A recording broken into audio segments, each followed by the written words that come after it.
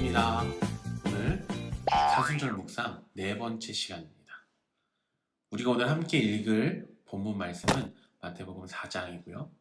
우리가 함께 나눌 말씀은 마태복음 4장 1절부터 11절까지의 말씀입니다. 함께 말씀 보도록 하겠습니다. 그때 예수께서 성령에게 이끌리어 마귀에게 시험을 받으러 광야로 가사 40일을 밤낮으로 금식하신 후에 줄이신지라. 시험하는 자가 예수께 나와서 이르되 내가 만일 하나님의 아들이거든 명하여 돌들로 떡덩이가 되게 하라. 예수께서 대답하여 이르시되 기록되었으되 사람이 떡으로만 살 것이 아니요 하나님의 입으로부터 나오는 모든 말씀으로 살 것이라 하였느니라 하시니, 이에 마귀가 예수를 거룩한 성으로 데려다가 성전 꼭대기에 세우고 이르되 내가 만일 하나님의 아들이거든 뛰어내리라. 기록되었으되 그가 너를 위하여 그의 사자들을 명하시리니 그들이 손으로 너를 받들어 발이 돌에 부딪히지 않게 하리로다 하였느니라. 예수께서 이르시되 또 기록되었으되 주 너의 하나님을 시험하지 말라 하였느니라 하시니, 마귀가 또 그를 데리고 지극히 높은 산으로 가서 천하 만국과 그 영광을 보여 이르되 만일 내게 엎드려 경배하면 이 모든 것을 내게 주리라. 이에 예수께서 말씀하시되 사탄아 물러가라. 기록되었으되 주 너의 하나님께 경배하고 다만 그를 섬기라 하였느니라. 이에 마귀는 예수를 떠나고 천사들이 나와서 수종드니라. 아멘. 우리는 끊임없이 유혹을 받으며 살아갑니다. 어떤 유혹들은 무언가 다른 일에 몰입하고 있는 동안에 어느 순간 갑자기 떠오르는 아주 작은 생각들로부터 시작됩니다. 아주 작은 생각들은 우리에게 큰 해로움이 없는 인간 뇌작용으로부터 나오는 아주 자연스러운 것입니다. 그런데 그 가운데 어떤 내용들은 몇 분 혹은 몇 시간 뒤에 다시 생각나기도 합니다. 그러면 그런 생각들은 뭔가 친근하게 느껴지기도 하고 심지어는 매혹적으로 느껴지기도 합니다. 가령 내일 온라인 예배 어차피 밴드 출첵만 하면 되는데 출첵해놓고 딴짓하지 뭐. 혹은 학교 과제하기 힘든데 다른 친구 숙제 베껴서 내야겠다. 아니면 극단적으로는 여자친구 말고 다른 여자랑 잠깐만 놀아볼까? 들키지 않게 놀면 되잖아. 같은 생각이겠죠. 근데 이런 아주 작은 상상으로 시작했지만 이 생각에 사로잡혀 상상의 나래를 펼치다 보면 어느 순간 이 생각들이, 상상들이 나의 삶에 실제로 일어나는 행동이 되기도 합니다. 결과는 아주 좋지 않겠죠. 우리가 오늘 함께 성경 본문 읽은 마태복음 4장 1절부터 11절은 예수님께서 성령에 이끌려 40일 동안 금식을 하신 후에 마귀로부터 시험을, 즉 유혹을 당하신 내용입니다. 우리는 종종 이 본문을 읽으면서 예수님께서도 시험을 당하셨네? 라고 생각하며 안도감을 느끼기도 합니다. 하지만 우리는 그런 것들을 느끼기보다는 이 말씀을 통해서 예수님께서 어떻게 유혹을 이기셨는지, 어떻게 유혹에 대항하셨는지를 바라보아야 합니다. 우리가 오늘 읽은 본문을 통해서 확인할 수 있는 사실 중에 하나는 이 땅을 통치하는 또 다른 권세가 존재한다는 사실입니다. 예수님께서 이 땅의 주권을 찾기 위해서는 이 땅에 있는 또 다른 권세는 무너져야만 합니다. 예수님은 이 땅의 권세 잡은 자의 권세로부터 그의 백성들을 구원하기 위해 이 땅에 오셨습니다.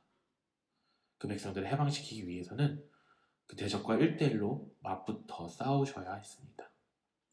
모든 유혹이 그렇진 않지만 오늘 본문에 등장하는 세 가지 유혹은 선하면서도 왜곡된 내용들을 나타내고 있습니다.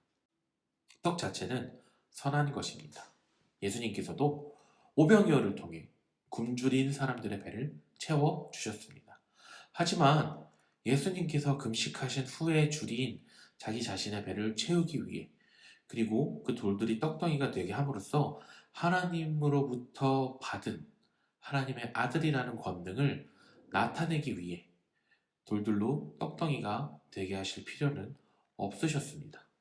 예수님께서는 하나님께서 하신 말씀으로 허기진 배를 채우시는 분이시지 그 사실, 자신이 하나님의 아들이라는 하나님으로부터 받은 권능이 있다는 사실을 증명해내기 위해서 그럴 시도를 하실 분은 아니십니다. 또한 예수께서는 이 땅에 죽기 위해서 오셨고 아버지 하나님께서 자신을 살려내실 것에 대한 믿음도 있으셨습니다.